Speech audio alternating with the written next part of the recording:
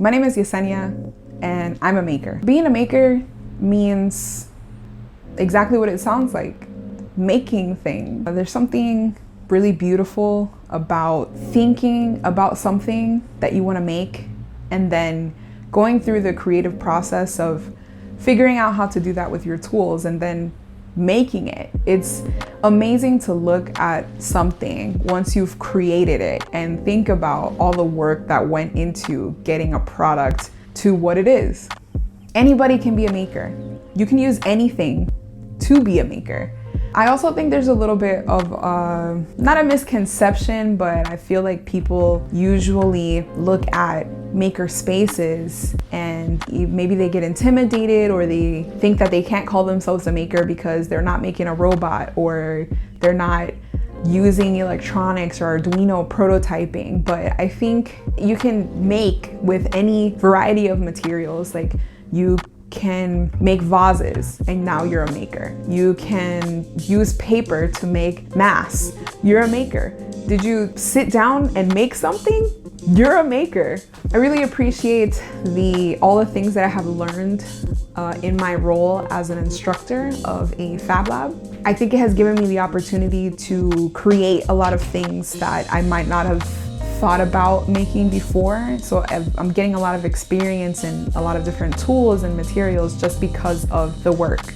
I also find it a lot of fun to inspire the next generation of makers. I think as a kid, we were encouraged a lot to go out and play outside, and we grew up a lot playing video games, but like actually making things is not something that I did as a child. I think making can give you the confidence to do other things in life that are completely unrelated to making.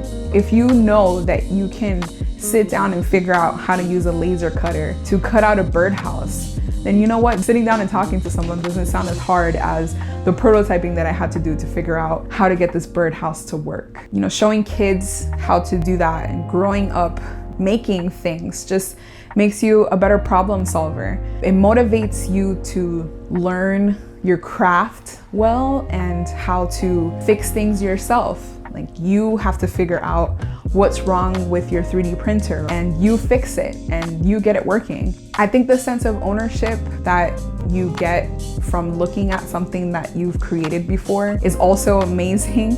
We have at least 3 maker spaces in Orlando, 1 in Longwood, 1 in Tampa. So it's a really big community.